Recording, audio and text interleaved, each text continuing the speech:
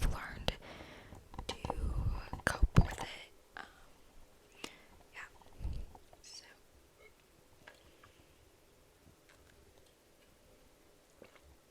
yeah. So I just started getting anxiety in probably, I think, 8th grade. Like abnormal anxiety, I would say, in 8th grade. Specifically, hypochondria. I was a hypochondriac. I still am, but like not as severe as I was before. So if you're not familiar, hypochondria is specifically like health-related anxiety. Yeah, so I had health-related anxiety that started in 8th grade. For those of you that don't know, I am almost 25, so 8th grade, I'm guessing you're like 13. So it's been like over 10 years that since I started getting anxiety. So yeah, it started out, I don't really exactly remember, but I know what I believe caused it was a lot of my family members were becoming ill, and like everybody. So in your brain, well, in my brain, I was like, everybody else is sick, like I must be too, kind of thing.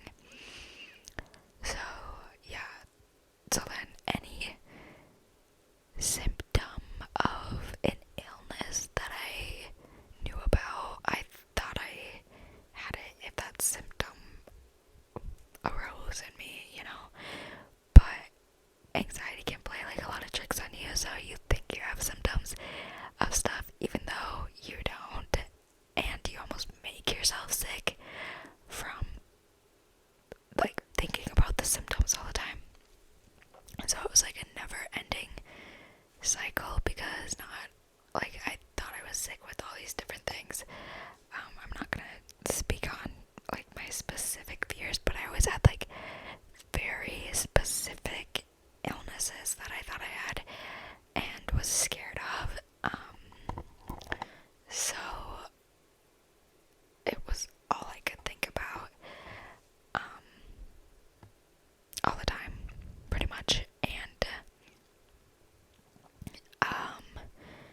I usually had like one illness that I was focused on at a time, and that would last like a little bit, and then I would finally like conquer that one and be like, okay, I don't have this, and then something else would come up, and it was just like never ending cycle. And I still, like, I am a lot better than I used to be, but just like talking about it too, I'm kind of realizing I'm still in a specific fear cycle, and I'm trying to break that one, but it's not nearly as bad as I used to be. I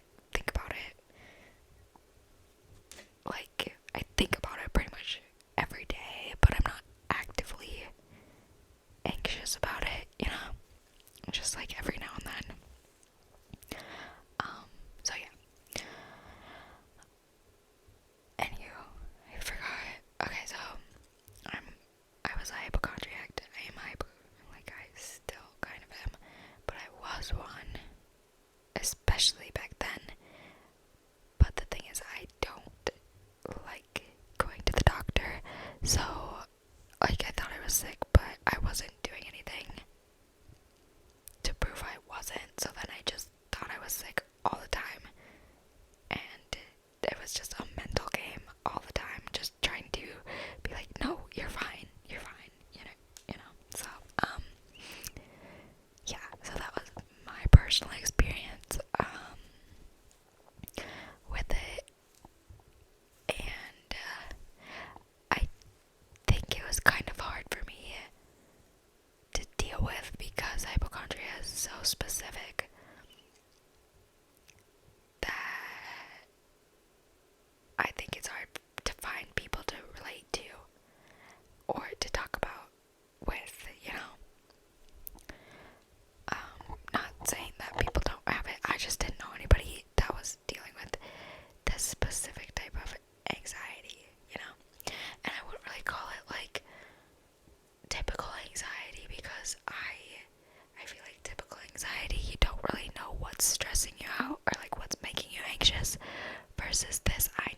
was stressing me out. I just didn't know how to go about it. I have experienced like regular, just like anxiousness to like social anxiety, I think mostly, which I've just kind of gotten better with age, I guess.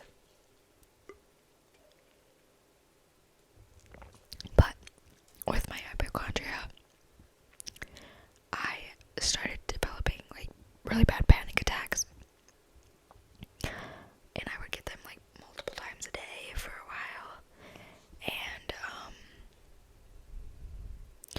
not like hyperventilating, but just where I had to like pace around and like think things through, kind of. And so when I would get one, I'm gonna talk about ways I would deal with that, because I think I've learned quite a few things that have helped me a lot. Just for reference, I am like, don't specifically know what got rid of like my severe hypochondria. I honestly think some of my like shitty relationships have made me focus so much on my shitty relationship that it like drew me away from my hypochondria. So there's a perk to everything, you know? Honestly though, I truly believe that had I not been in my first relationship, that I would still be just as anxious, because yeah, really, it helped me heal that part of me, I guess. So the first thing that I normally do if I'm feeling like really anxious for some reason, like washing my hands, specifically like my wrists. If I put like cold water on my wrist, I hate wrists for some reason, so I don't like looking at them, but if I put cold water on them, that usually calms me down. Like, these are very specific things that calm me down. And if that doesn't, I think because I heard that like temperature is controlled, like easily influenced by your wrist, kind of. So that kind of helps me. And then if that doesn't work, I'll shower.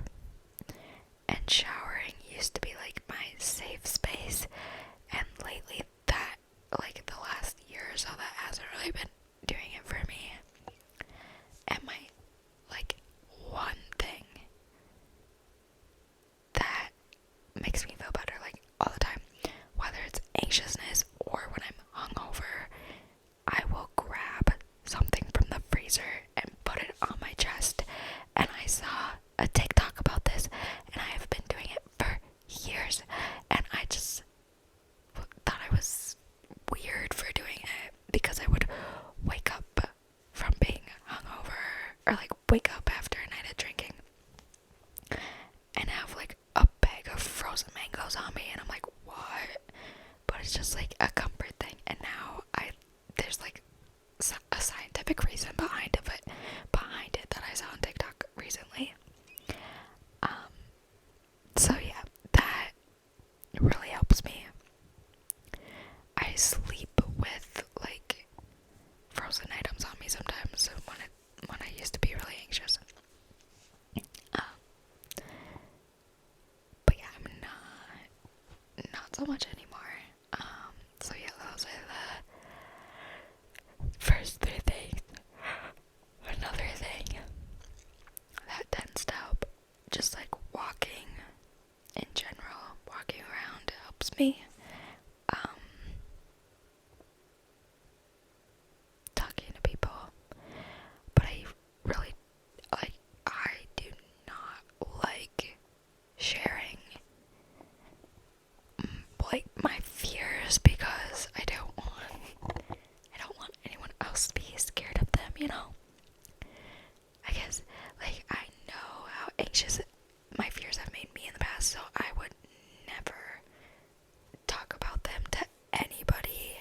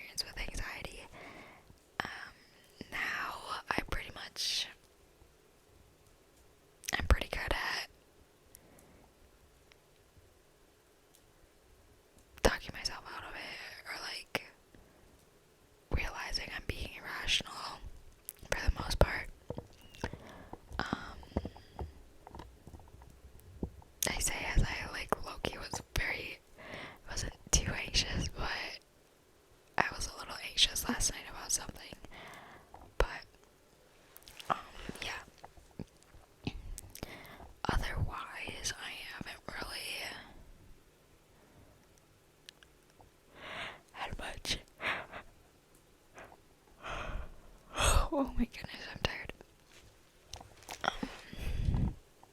Yeah, I don't even know what I'm talking about now at this point.